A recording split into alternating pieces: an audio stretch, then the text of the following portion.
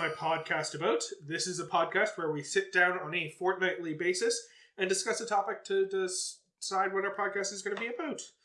I am your host, Peter, the great, the handsome, the kind. I don't know why I'm giving myself adjectives, but I'm hosting, so I can do whatever the fuck I want. And I am joined, as always, by Matthew Grace. Hello.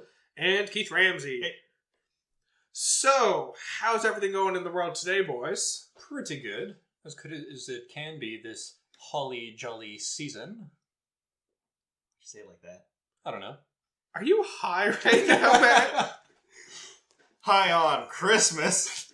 High on holly. I found some holly leaves and smoked them, and they didn't really do anything, but I thought I'd try it anyway. I am seeing new colors now, so maybe I need a doctor. I've never tried the berries. They are good.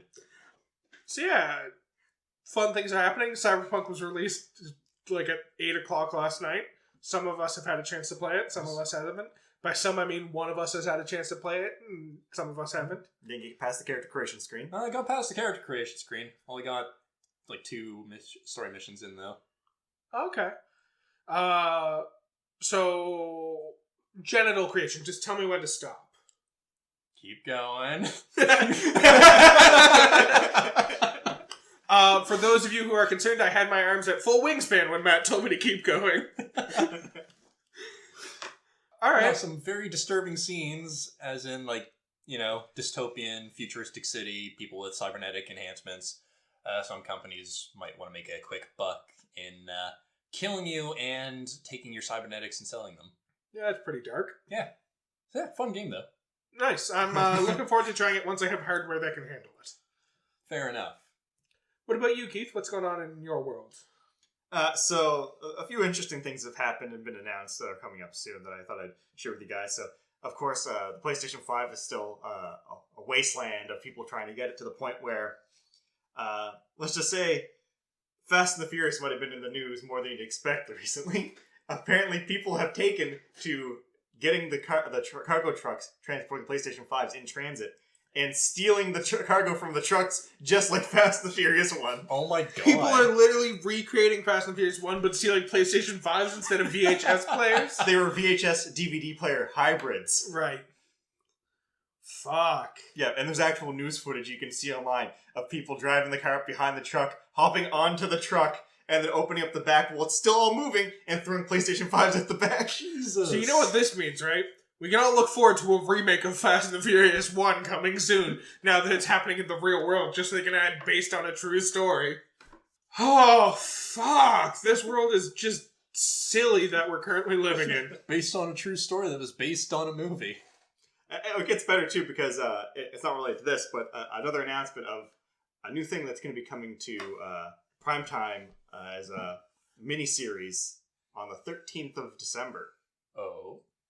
A story about a man who's a new chef for a high-table society who has a secret recipe, and people might want him dead, and there's going to be romance, betrayal, and that is the story of Colonel Sanders.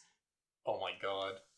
A Recipe for Seduction is the name of this What miniseries. the fuck is with KFC and their meme content? They made that fucking meme VR game where you were cooking in the KFC kitchen. They made the fucking KFC dating simulator. What is with KFC and the fucking content they're putting out these days? It gets better. Guess who's playing Colonel Sanders? Who? Mario Lopez. What the fuck? The trailer is up right now. So normally, if you're listening to this on any of the podcast platforms, I usually link trailers and stuff that we talk about in the bottom. I'm going to put it there. But if you're on YouTube right now, you have to take the time to sit down and watch this trailer. Pause the video if you're on YouTube and swap over to watch the trailer to make sure I'm not having a fucking fever dream right now. In fact, corresponding with this, I think it's Uber Eats. If you order it from KFC, they give you like 6 free chicken strips this day when it goes live. Oh my god. So if I order from KFC on December 13th, I get free chicken strips? If you order something at least $20 or more, I believe. It's kind of worth it, to be honest. KFC knows exactly how to cash in on their image. Yeah, make fucking memes and roll in the cash. And the trailer, like, it looks like your standard, like, you know, like, kind of like TV drama that's, like, a little cheesy, but, like, it's Hallmark style. But I can't tell if, like, some of these actors are taking it very seriously or not. to reiterate and go back a little bit, you said that this was a chef who made food specifically for high society, right? So he comes to, like, there's this mansion with, like, all these rich people, and the daughter that's supposed to marry this other rich guy is developing feelings for the colonel. And he apparently has a secret recipe, but they kick him out because they don't want the romance, and then he ends up starting his own restaurant, I guess, but they don't want his secret recipe or the affair, so they're trying to kill him. Oh my... I just like the implication that KFC is specifically for high society. I think that's my favorite implication from this. It's a taste not fit for the regular individual, not for common folk such as us. This just made me sad. This is what 2020 has come to. This is the final boss of December. A recipe for seduction. This is why we need a holly jolly December to make it through the end of this terrible year. Matt, how did you intake more holly and jolly in the midst of us recording this podcast? Oh no, that was all the recipe for seduction. Oh, it makes so much sense. But I could really go for KFC after talking about that, honestly. I'm getting a little hungry just thinking Yeah, about I could go for like some popcorn chicken specifically Oh. right now. It's been ages since I've had popcorn chicken. Why did you remind me? So I'm going to be probably going to KFC on maybe today, maybe also the 13th. Fuck it, podcast canceled. I don't know that I can talk about anything anymore. Do you guys have anything else going on in the world that you want to discuss before we move on? No, that was pretty much it. No. Oh. Not that I can remember after that bomb. You know what? Quick palate cleanser. We're down to 2 episodes left in fucking Mandalorian before the season's over. I'm gonna have to start binging that soon. Yeah, they've clearly built up what's going to be a very climactic last 2 episodes, from what I can tell. So I'm looking forward to seeing how it develops. You're going to have to watch it, Matt, because I'm not going to be able to stop talking about it 2 weeks from now. Oh, I understand. All right. Boopity boop boop boop. Words. I forgot how to do podcast for a second there, if I'm being honest with myself. Recipe for Seduction may have broken me before we even started talking about the main meat of our subject. KFC has done its advertising well then. So, for those of you who are my favorite type of listener, who have not looked ahead to figure out what our podcast is about, and didn't figure it out based on the picture we posted, today we are talking about A Christmas Carol. But not just any old Christmas carol, specifically the Muppets Christmas Carol. Yes. Because while the Christmas Carol itself has been done many times in the past, many iterations, this one is unique in its own sense. So I don't know about you guys, but I was young enough when I first saw it that in my head this has always been the definitive version of it.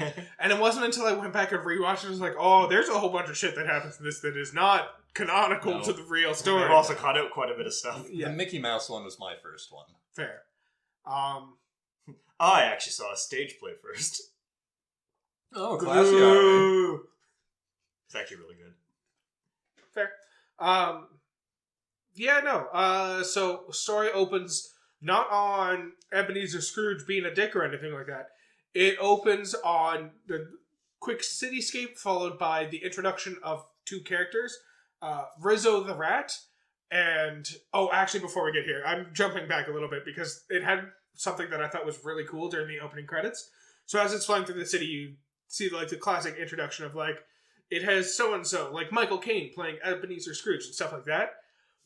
But because for the kids, the Muppets have always just been their characters themselves, and they don't address the fact that they're puppets who are being puppeteered by someone else and doing the voices. I really enjoy how it did stuff like Gonzo as Charles Dickens. Charles Dickens. Thank you for reminding me. Or fucking Kermit as fucking his employee, whose name I'm also drawing a blank on right now. Cratchit. Bob Cratchit. There we go. So I really enjoy how it made a point of Fozzo as Fozzo the Bear as Fozziwig. Yeah. So I really enjoy how they made a point of naming the characters as playing other characters rather than just saying who was puppeteering them. So I thought that was a really cool thing that they did. Anyways, we get introduced to Rizzo the Rat, who is playing Rizzo in this story. And seems very confused as to why Mr. Gonzo the Great is referring to himself as Charles Dickens for whatever reason. You're not What do you Charles mean? Dickens. That's Charles Dickens. Yeah, he keeps accusing him of not being Charles Dickens, and he's like, prove it. Prove to me that you're Charles Dickens. He's like, all right, I know the story like the back of my hand. He's like, really? He's like, yeah, there's a mole, there's a scar from the time I fell over when I was a kid. He's like, no, prove to me that you know the fucking story, Gonzo. Stop being a little dick. And Gonzo starts telling us the story of Ebenezer Scrooge. Little Dickens. I thought we were done talking about Cyberpunk. So we are introduced to Ebenezer Scrooge, who's going to be walking around that corner right there. When? Right now. And then he walks around the corner, proving that Gonzo is omniscient in this world. The one thing I really want to point out and give credit to, like, that's becomes very clear from the beginning, is the amount of, like, work and skill they put into, like, making the Muppets work with the live actors in this one. Because normally it's just kind of like just film wherever the fuck they want and just always cut it off at the waist. But this one, like, there's a lot of really cool angles. And I think this is the first movie that used CG and green screen to cut out the puppeteers and not just had to hide them behind things. Yeah, because this is, I think, definitively the first movie where you see all of the puppets from the waist down as well. Yeah, because we get a Kermit skating scene later, and there's a lot of really cool angles. That they did a really good job of interweaving the city, because the city feels like this does make sense that puppets, or Muppets I should say, and people are living in, and them interacting with each other doesn't feel unnatural or forced. They definitely have some areas where they clearly avoided doing CGI by hiding the puppeteers, but they also didn't forcibly set up every scene in such a way that they could do that. Yeah. They were willing to use the CGI to show everything. Yeah. Because, like, in the city, most of the city shots were in very busy marketplaces with lots of pedestrian traffic, lots of stalls and all that. And for any of the close-up scenes, specifically with Scrooge when he's walking through the city in the opening scene, it's actually he's walking on platforms that are done to look like city streets, and the puppeteers are all around him, and he's actually taking little tiny steps so that it doesn't look weird. Yeah. Go back and watch, you'll see he's doing little steps with his feet. Huh. He's not taking long strides. So yes, once we're introduced to Ebenezer Scrooge, we get a song where it's just a whole bunch of puppets shitting on Ebenezer Scrooge. Starts off very ominous and dark and foreboding when he first makes his appearance, but then it immediately turns into a Muppet musical number. Which raises the question that I feel like has to be addressed in all musicals. Are the characters not singing the song aware of the music? Or the song being sung? No, they're definitely aware of the song. Definitely aware, and I think Scrooge is aware because he interacts with people who are singing multiple times. Yeah. My favorite example, or moment from this fucking song, is like, towards the end of the song, a group of carolers are singing about how clearly this is just a front he's being forced to put on. He's got fear and pride inside of him that forces him to, like, act meaner than he really is. So clearly he's not actually that bad of a guy. Scrooge comes along, just looks at them, and then just continues on his way. But, like, the thing he does to them is he doesn't pay them for their caroling, and they're immediately like, nah, fuck that guy, he's a shithead. It's just like, that's a real quick turnaround he did right there. Like, the fact that you've already acknowledged he might be putting on a front and be acting meaner than he is would already excuse away him not paying you for singing carols. Well, they're just trying to get his money. But also, I don't usually walk down the street paying everyone who's singing songs, so I don't think that makes you an inherently bad person for not paying someone for singing a song. But yes, we're then move right past that into Ebenezer Scrooge's workshop, where he has Kermit, played by, or nope, not Kermit, played by Bob Cratchit. Bob Cratchit, played by Kermit, leading a workshop full of book writers, played by mice, rats, I can't tell which. I think they're rats. Probably rats. And Ebenezer starts going to work. Given the length of time that this scene takes place, Ebenezer works for like maybe an hour a day. Like that's how it read to me. Also, this is, I think, the first Muppet movie that did not focus on Kermit as the main character either. Yeah, he was definitely one of the primary characters, but he was not the protagonist. Yeah. Yes. He was definitely a driving point in Scrooge's growth in the movie, but yeah, not focused whatsoever. I would say it definitely focused on him at some points, like when he went skating through the streets. Yes. That was definitely some focus on Kermit. We have to have Kermit sing a song at some point. You also have to have Kermit's son sing a song at some point. Which we'll fucking get there, because now we know that Kermit and Miss Piggy fuck. I mean, we knew that before this movie. Yeah. Now it's been explicitly laid out for us. Mm-hmm. We are introduced to the idea, I don't remember this being a part of the original story, but maybe I just missed this detail. Of a big part of Christmas is the fact that wealthy businessmen go around to other wealthy businesses and ask for donations to help the poor, which Scrooge is just not fucking into. Yeah. We're also introduced to Scrooge's young nephew, who's not actually that young, but who's still joyous and believes in the joy that Christmas brings, and believes that Scrooge has the potential to come around and be a good guy, even though he acknowledges that he's not a good guy right now. We get a little more information where Scrooge, well, not information, just shown in practice that Scrooge is very stingy. It's like he won't even provide one more lump of coal for the fireplace to help warm his employees just a little more. We also get an explanation of how shitty the rats are as employees, because they bully Kermit into asking for more coal to keep them warm during the winter. And the moment Scrooge starts to say no, they're all like, yeah, fuck you, Kermit. Why? How dare you ask? We're all on his side for this. It's so warm in here. And they start doing tropical dancing and stuff. Yeah. So we go through that day a little while later. Scrooge starts to wrap up for the day, turns to Kermit and says, I'll see you at 8 a.m. tomorrow. And Kermit's like, but tomorrow is Christmas, sir. He's like, all right, fuck it, 8:30. You happy now, bitch? And they weren't. Kermit and the rats were like, sir, that's not the customary amount of time you give. It's like, how much time am I supposed to give you? It's like, the whole day, sir? Also, he should already know this. Yeah. This is not the first Christmas they've worked together. Fucking Scrooge is not into it. Kermit actually lays down some well thought out reasoning. He's like, other businesses will be closed. You won't really have anyone to do business with.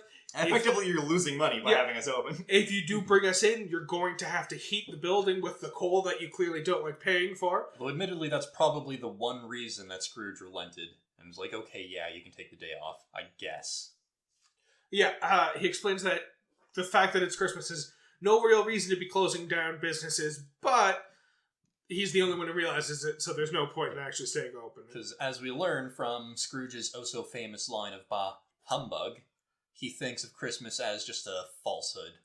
Something that's not even worth mentioning. Something that's overinflated, overappreciated, and should just be flat-out ignored. So Scrooge ends up going home. The rats and Kermit have a little sing-song about the fact that they got Christmas Day off, and they now get to celebrate the world and its purity and joy. Yeah, I think it's called One More Sleep. Yeah, One More Sleep till Christmas. They then head home, and we're now reintroduced to Charles Dickens and Rizzo, who are following Scrooge through his day-to-day life. Scrooge has a bit of a scare when he gets to his door, and the knocker on his door turns into one of the Marley brothers, who he used to work with a fair bit. To be fair, I think in every version of the Christmas Carol I see, this is always my favorite scene. Yeah. Yeah. It's quite amusing. But he gets quite spooked, shall I say. Also, so Tachi, I'm going to mention Tachi, Keith's partner. She brought up the fact that this scene should make this movie a Halloween movie if we're willing to accept Nightmare Before Christmas as a Christmas movie. The existence of this scene should make this a Halloween movie, which is just beautiful logic right there that I'm quite fond of. But regardless, still a Christmas movie. Some residents of Halloween Town playing a prank. It's literally called A Christmas Carol. I'm going to accept it as a Christmas movie. Never heard Christmas Skeletons? Never heard of Christmas Skeletons. So yes, we're then kind of introduced to the Marley brothers, who decide to haunt Scrooge after he gets home, and explain to him the fact that he's going to be visited by 3 specters to change his past, because if he continues the path that he's on, he's going to end up like them, and they're in chains in hell because of the evil misdeeds they did during life. They forged the chains that shackle them by each misdeed that they committed in life. That's a good line. They should have put it in the movie. Pretty sure they did something I'm just similar. kidding. I'm kidding. Then we. I want to point out that it's a really good idea to make Stalder and Waldorf the Marley. Well, there's usually only one Marley, but you have to put both of them together clearly. Oh, yeah. And you get the Marley and Marley song. That Marley and Marley song was probably my favorite song from that movie.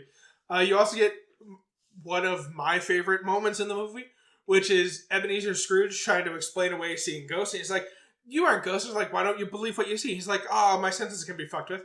It's probably eating bad food can also make you see things. Like maybe your mustard or your sausage. You know what? Now that I think of it, You're more likely gravy than you're from the grave. You're more gravy than grave. You're more gravy than grave. To which the Waldorf brothers, or Statler and Waldorf, respond, that's a terrible joke. Leave comedy to the bears, which is my favorite line just because it references Fozzie Bear. Nice little... Just to get ahead of ourselves, runs a fucking rubber chicken factory. Yeah, that's the business that he runs. So yes, they explain that he will be visited by 3 specters over the night. The first one will happen when the clock strikes 1. That's the only one that he's told to expect at a specific time. Yeah. It just kind of works out that the other 2 show up when they do. Yeah. So yes, during this same time we get another beautiful moment, which is Charles Dickens and Rizzo have decided to break into Ebenezer Scrooge's manor so that they can spy on him and follow the story along. And clearly Charles Dickens has scaled the fence and jumped off of it, and Rizzo is currently atop the fence, about to jump down, freaking the fuck out because it is too high of a fall for him to jump from. He ends up jumping, and then realizing he forgot his jelly beans on the other side of the fence, and crawls between the bars in the fence, which is great because in the moment while I'm watching the scene, as he's sitting on top of the fence, he is standing between 2 bars on top of the fence. I'm like, you're clearly small enough that you could have fit between the bars. Why are you jumping the fence?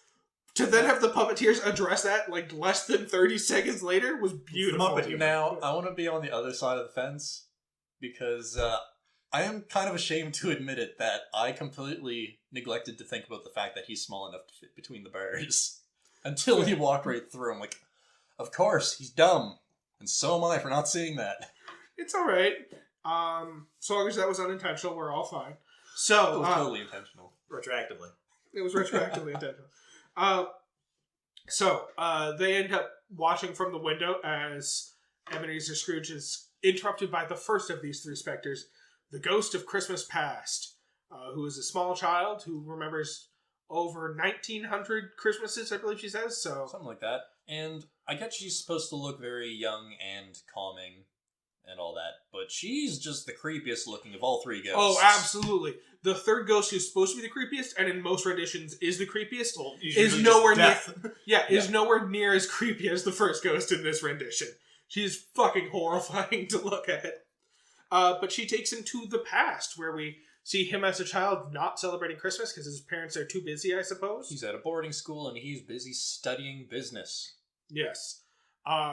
She flashes through several years of him not celebrating Christmas at the boarding school, only to be graduating from the school and have the principal, who is Sam the Eagle, explaining.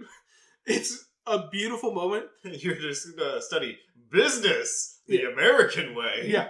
The British way. I mean, the American way. Yeah, only to have someone whisper in his ear, it's like, oh, wait, the British way. Sam the Eagle's fantastic. Then we see a slightly further forward Christmas of of Ebenezer Scrooge, where he's working for Fozziewig at the Fozziewig factory, where they make not wigs like the name would imply, but rubber chickens. Of course, a thing that a whole factory is needed for in that time. My favorite joke in this whole thing, like Muppet specific joke in this, is probably the part with Animal, though, because it's like he's everyone knows who Animal is. He's the drummer, goes crazy playing the drums, and it gets there. You see everyone at the band, they start playing, and he's got to sit there. He looks really depressed, like ding, ding, hitting the triangle. You see his body like slightly shaking, like he's repressing as much energy as possible to only hit the triangle. The scene progresses. Some shit happens in the foreground that's not nearly as important as Animal finally losing it and just going nuts on the drums, and the band just being like, alright, I guess we're changing key. Beforehand, I don't want to skip over the fact that we have Living Marley and Marley heckling Fozzie Bear. Yeah. To the point where we get, like, classic Marley and Marley, or Statler Waldorf humor of him giving a speech where he just says Merry Christmas, and they shit on the speech repeatedly, and like, and last but not least, it was short. You know what? Fuck it. I love it. It was fantastic. Classic Statler and Waldorf humor. So then, we continue forwards and are introduced to Ebenezer Scrooge's one love in life, who's not money. Shocking, I know. I don't know why, but you said that in the tone that you do when you make a pun, and I got depressed from the pun before realizing there was no pun. Matt, you've broken me. You specifically have broken me. Fuck, what's her name? Not as broken as their relationship. Isn't it Belle? Or something like that? It is Belle. You're right. So he's introduced to Belle, a beautiful young lady who's You can easily forget because in some versions of this movie, her whole thing is just pretty much cut out. Yeah. But she was Marley's one love. Not Marley. Ebenezer Scrooge. Scrooge's one love. God damn it, Matt. You But broke not me. more than business. So we jump forward one last time to see one more glimpse of the past, and it's her explaining to him that she's quite depressed that they have to put off their wedding for another year, and him trying to explain, it's only because I haven't made enough money yet. I haven't made enough money for us to get married. The business is bad, but it will be good. Good business. You said that last year, though. So this is where the version, so they end up separating, obviously, and there's a song in here, what's it called? So When Love Is Gone is a song that gets sung here, that depending on the version of this movie you're watching, may not be present. Which means you go right from them having their goodbye to her walking by and Rizzo just crying. And it's like, okay, what? But otherwise, which is a shame because there's a really, I think the song part in the actual original version is really good because it has her singing a sad song with them breaking up, and then Michael Caine's Ebenezer Scrooge ends up singing along with her in a very sad way that kind of makes sense for the rest of the movie. But when you take the scene out, Rizzo just crying, and then Ebenezer Scrooge's like, why do you haunt me with these sad memories? It's like, you just talked about business for 10 minutes and she walked away. Fun fact, that's the version I saw, the version without the song, and it was Same here. confusing. I forgot entirely about that song's existence, to be honest with I've you. seen that version exactly once. Yeah. She ends up breaking it off with him. The weird thing is, clearly they have discussions about when they're going to get married on Christmas Day every year for a while now. For some reason. Because of the fact that the Christmas spirit told us she was explicitly showing us Christmases from the past, not just time from his past. Which means that when she was showing him the past, she was showing him Christmas, and she was going on about how they have this conversation last year on this same day. So, I don't know, why is their relationship so tied around Christmas when Ebenezer Scrooge clearly fucking hates Christmas, and always fucking has? I don't know. I think, because the idea is, especially in the original version of A Christmas Carol, it's not so much that up to this point he hated Christmas, he saw it as useless, and this is kind of the key moment that makes him hate Christmas moving forward. I suppose that's fair.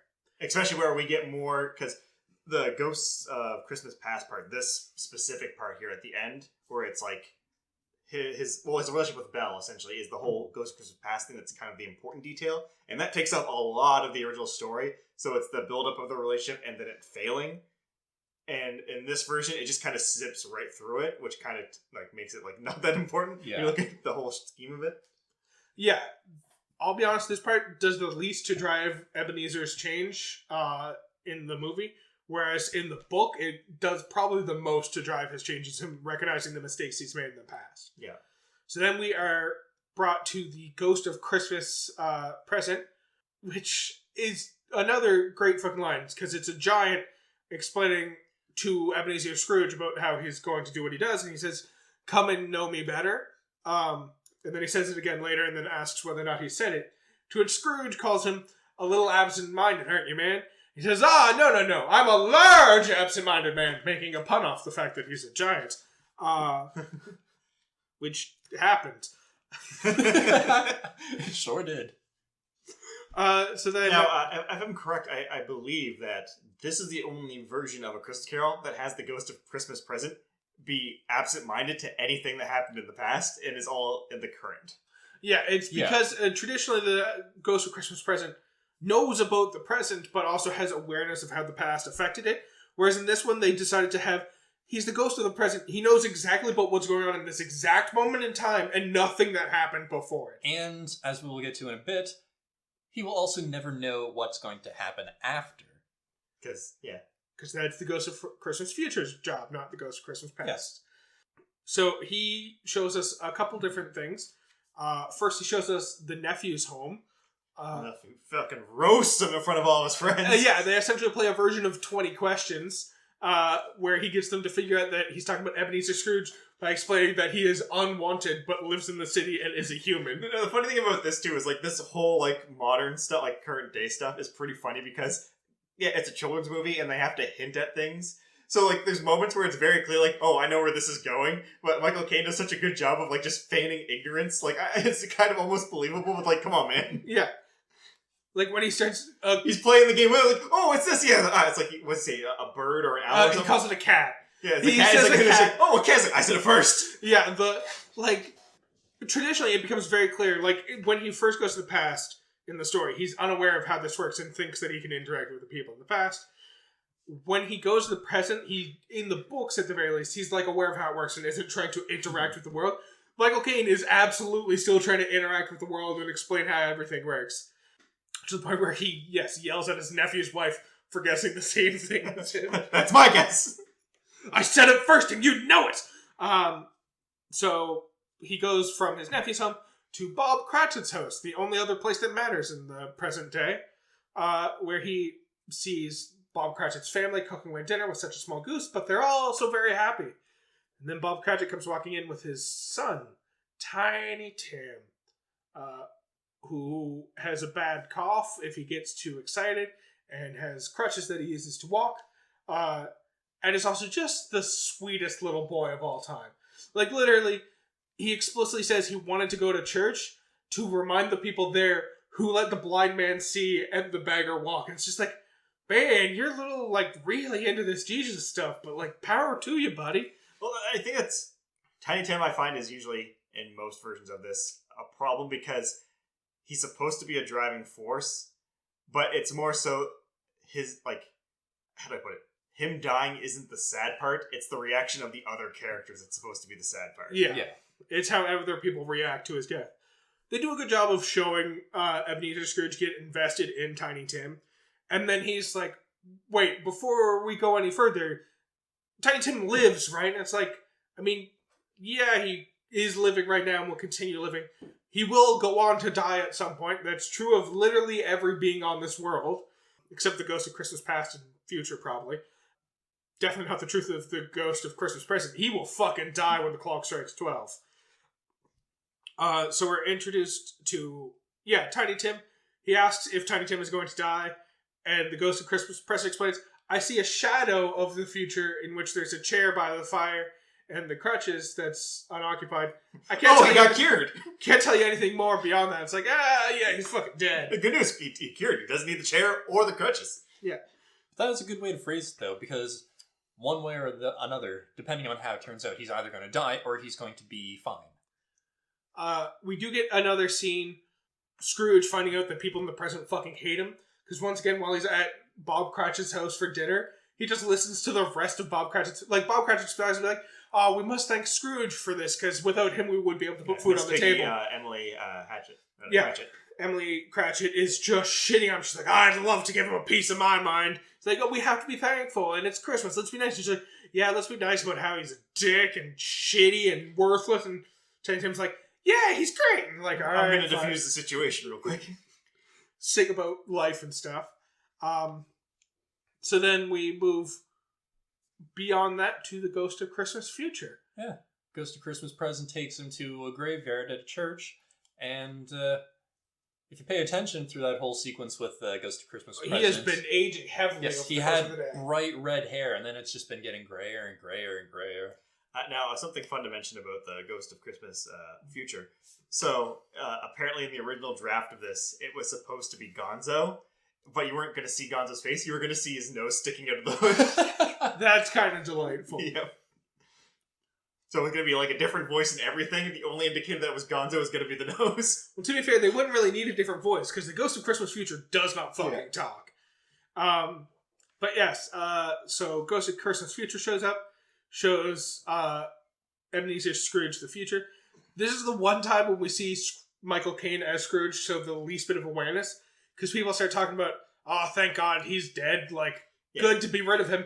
And Scrooge is just like, I think I know who they're talking about, but please tell me I'm not accurate in my guess right now, please. Well, that's the fun thing. Like, Michael Caine does actually such a really good job in this, playing off just puppets.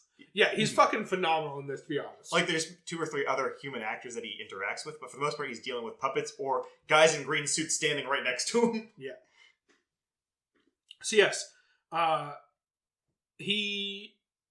we see a whole bunch of pigs who are his supposed friends talking about a dead old guy who nobody liked and no one's going to go to his funeral, so they're not going to spend any money on it.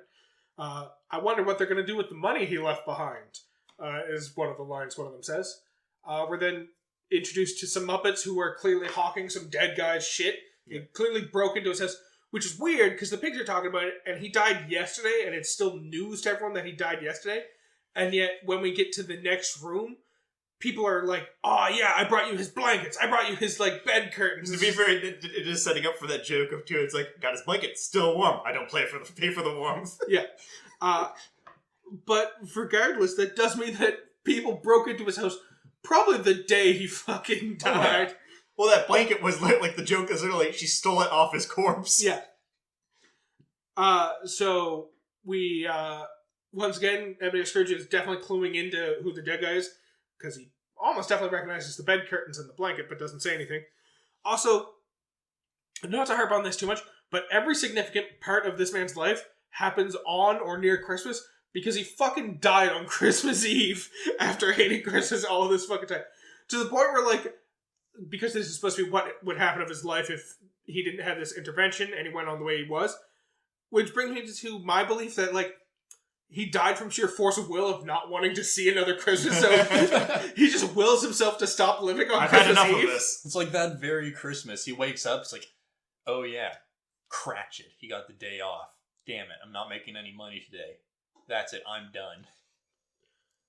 So then we are introduced to Bob Cratchit's household, where everything's a little bit more somber and quiet and sad, and the whole family that was there the first time is there again, except Tiny Tim and Bob Cratchit still aren't there, but, I mean, they were at church the first time last time, so that's probably what's going on. Yeah, I'd say this and the song that was cut are probably, like, the two, like great aspects of, like, the Michael Caine, and, like, he does good through, but those are the two who stand out in my mind, like, I always remember, because in that first scene where he's, like, having the sad reaction to the song, where he's using her lines in the song, kind of duetting with her, but he's not there, and he's kind of, like, lamenting.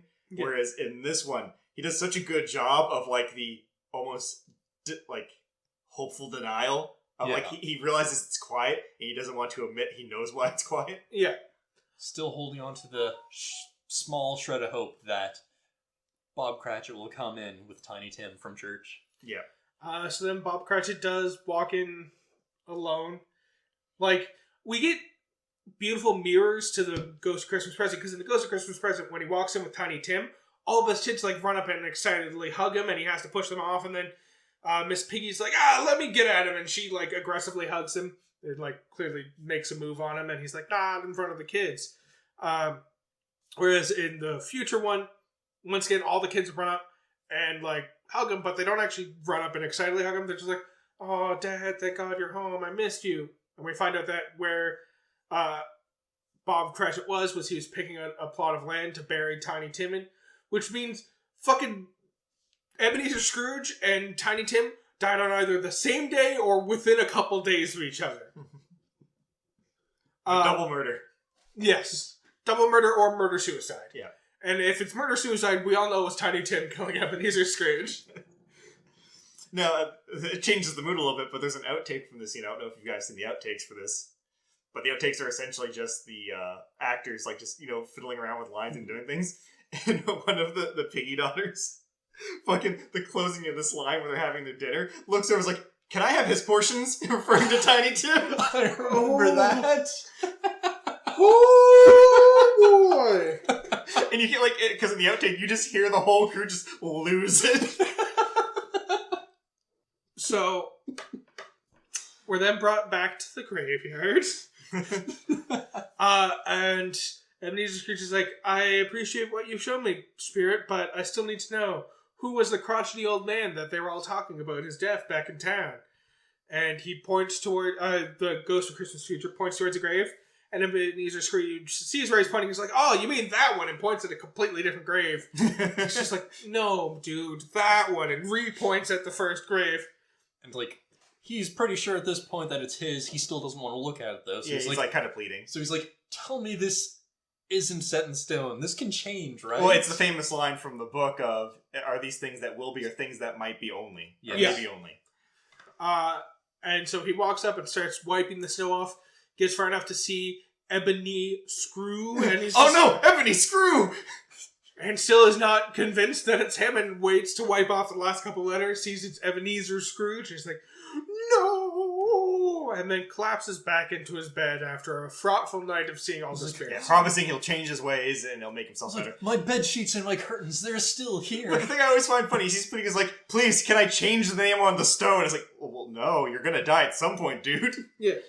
You can't change it. I mean, sure. The only way he can change the name on the stone is by killing someone and burying them in that plot of land and putting their name Which on I like to think Or- at some point he's like, okay, I'm gonna make sure someone else gets buried there. He's like, or legally changes his name. The Ebony Screw? Ebony Screw. Ebony Screw.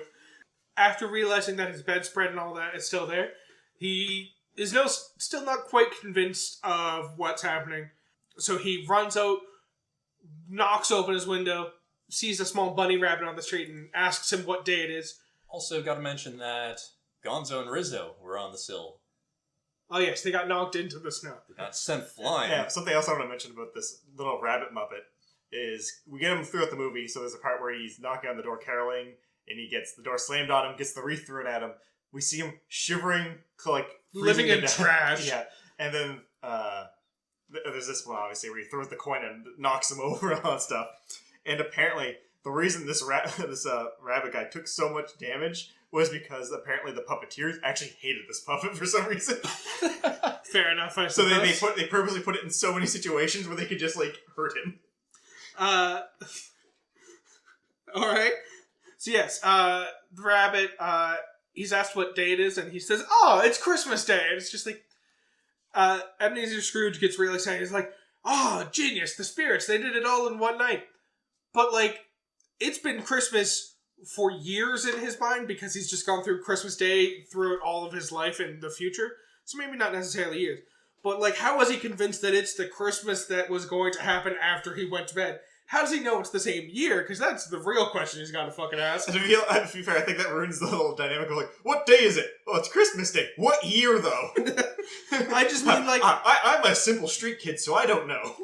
I just mean he has experienced countless Christmases on a whole bunch of different years. The question of whether or not the horrible nightmare is over, it's not whether it's Christmas, it's which Christmas is it. The current one? So he is given the opportunity to change his life around, and does it by deciding to buy gifts for literally everyone in town, as far as I can tell. So the wealthy businessmen who are trying to convince him to donate to charity earlier on, Honeydew and Beaker. yep, he stumbles across them and whispers the amount of money he's going to donate into their ear, which is already a creepy fucking thing to do. They get quite flabbergasted by his generosity. He explains, well, there's lots of years I have to back pay for.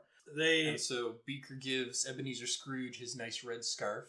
The first gift he's ever been given, which is super fucking depressing. What about the gift of a new life by the ghosts of Marley and Marley? Doesn't matter. What about the gift of a job by Fozzie Fozbear? Doesn't matter. I mean, you think you mean Fozziewig? Fozziewig, yeah. What did you call him? Fozzie Fozzie? Fozzie Fozbear. Fozbear. Oh, no, I just want a Muppet version of Five Nights at Freddy's. Alright, so, gives gifts to everyone in the town while singing more songs. He finally arrives at Bob Cratchit's house, tells everyone to, like, hide around the corner so he could just punk Cratchit real hard before being nice. Yells at him about not being at work on time. Miss Piggy says to Gemini, she's like, what the fuck is wrong with you? You gave him today off. And then he's like, you know what I think is the only proper reaction to what's going on right now, where you not being at work on Christmas Day? A raise! And then happy times for everybody. Brings in a big Christmas goose, asks if the entire town can join them for their Christmas celebration. So, I do want to mention, they bring in the big Christmas goose. We never once saw Big Bird in this movie. Well, Big Bird's Sesame Street. Well, Sesame Street and Muppets are all Muppets Yeah. made by Henson. And actually, I believe most of the movies actually do have the Sesame Street characters in it, but this one does not have a single Sesame Street. Yeah, it doesn't have I a single suppose. Christmas. I just bring that up because Big Bird is technically considered on the internet a Muppet. Well, yeah, Yeah. all the Sesame Street ones Yeah. are Muppets too, because they're all made by. If you're made by the Henson production, you're a Muppet. Yeah. It's just that I still like the Muppet, for it to be a Muppet movie, it doesn't need to include the Sesame Street characters. I still like to think that the big bird that they're eating is Big Bird. Because we also, for that matter, did not see the Count or Oscar the Grouch. Yeah, true. Were they also bird form and being eaten? Probably. Can you imagine, to go off on this tangent a little bit, so one of the things they make constant reference to is the fact that there's been over 1,900 Christmases, because Ghost of Christmas Past says she's been alive and can remember 1,900 Christmases. Ghost of Christmas Present says he has over 1,900 brothers.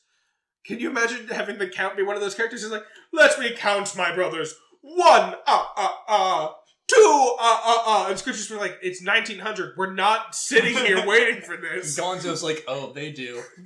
We're going to be here for a long time. So yes, happy ending. Tiny Tim starts to get real happy, but everyone around him, and Scrooge is like, I'm gonna punk this family one more time because I know what song he's gonna sing. I'm gonna steal his thunder by starting to sing before him. And steals his line. Yeah. And then ending. Happy for everyone. You forget the part where Gonzo literally fucking turns to the camera and is like, and Tiny Tim lives. You're right, I am forgetting about that. He said that with such force too. It's like, did he though? I feel like he didn't. I mean, not to hammer the point home, but Tiny Tim is going to die regardless because of the natural progression of time. Also, not to be the dick or anything, the thing that was keeping Tiny Tim from living, I don't think was Bob Cratchit's lack of money. I think it was the capacities of modern medicine at that time was what was keeping him from living. So yeah, Tiny Tim dies. That much is definitely for sure. Mm-hmm. Yeah. The end. It's a fucking movie, man. I don't know. I still, in my mind, as I said kind of when we started talking about this, have always thought of this as the definitive one, and then got into it and was like, oh, wait, no, this is not the definitive one at all. Yeah, no. It's great, but it is not accurate. Do we have any other thoughts before we move on? Not really. I just want to say that I did enjoy the take of having it told. We were having... The whole movie was the Christmas Carol, but it was told in kind of a way this is a story. I mean, sure, we're seeing the events of the story unfold right now, but this here is still a story. It was written by someone, and I'm the narrator. He's not the narrator, he's the author. I am the author. I'm a guy playing the author, and so I am God of this world because this story is happening right here. And you're going to be sitting here with me. I'm going to actually drag you along against your will. I actually enjoy a couple of times when the movie leans slightly spooky, with Ghost of Christmas Future, or when Marley and Marley first show up, and Rizzo turns to Gonzo and is like, "There's children in the audience. Are you sure we're not taking this a bit far?" And Gonzo as Charles Dickens is like, "It's cultural. It's fine." It's it's still probably going to be spooky for kids, but fuck it, whatever you say. But yes, if we've nothing else to discuss on the topic of this film, then do you guys have any recommendations? I do. Yeah, keeping in the theme of Christmas, I'll recommend a Christmas movie that my family watches every year, National Lampoon's Christmas Vacation. Because it is, again, another classic that, in terms of my family and my extended family, you cannot go a year without watching it. So I'm actually going to recommend another version of A Christmas Carol, known as Scrooged, where we have that's a good one with Bill Murray. Because even though I like the play there's so many good versions of it, I think Scrooge is the one I like the most. But that's probably because of Bill Murray. Bill Murray, and it's also a really modern take on it. Exactly. Yeah, it's what if the story of A Christmas Carol took place in a modern era rather than in a fucking stagecoach era. I'm going to recommend another classic Christmas movie that my family at least used to watch every year. We don't make a point of it in the current year. But I'm going to recommend It's a Wonderful Life. Fantastic Christmas movie full of heartwarming stories. You also get visions from ghosts telling of the future, past, and present, and trying to help change people's lives. Except in this world, instead of taking the shittiest person on the world and giving him a second chance to not get into hell, They take a guy who's really down on his luck and showing him, it's not so bad. You're actually a really good person. Maybe the world wouldn't be better if you killed yourself. And also has that classic line, every time a bell rings, an angel gets its wings. Alright, so with that being said, question for the audience, what's your guys' favorite Christmas movie? Tell us, send us an email. Shoot us a message telling us your favorite Christmas movie so that we're preloaded for the next couple years of topics to talk about. We'll just talk about your guys' favorite Christmas movies. It's a gift to you. No one has correctly guessed our topic on Instagram. We do have a comment we want to discuss there. Matt, I feel like you should probably be the one to read it out for specific reasons. Yeah. This is from our League of Extraordinary Gentlemen episode. Yes. Yes, the comment is from a Jesus Quezada, who's, as of today, it was posted 1 week ago. I saw this movie 3 times in theaters. Liked it better than the book. I know the guy who wrote it. Yes, the Avengers definitely copied the League of Extraordinary Gentlemen. And for the record, pointed at me, Alcatraz is for my recommendation of The Rock. Alcatraz is in the middle of San Francisco Bay, nowhere near Los Angeles. So, Jesus, you've been called out for calling out Matt. And I thank you for correcting me, because places in the U.S. I'm not entirely accurate on, as you may have noticed. Join us in a couple months for our special bonus episode of Matt and Jesus debate geographical locations of famous prisons. Alright, that's all I wanted to say. I wanted Matt to admit that he was wrong on air because someone called him out on it. Hey, I'll admit I was wrong. Sure you will. I wouldn't know what that feels like. I would. Thank you everybody for listening to today's episode. Just remember, you can always find us on all major podcasting platforms. You can also reach us on YouTube, and make sure to reach out to us on Instagram or emailing us at whatismypodcastabout@gmail.com. If you have a question for us, or if you happen to know what our podcast is about, be sure to reach out and make sure you tune back in a fortnight for our next episode. What are we talking about next time, Matt? Yeah, I think next time we're going to be talking about another classic Christmas movie. What the fuck, Matt?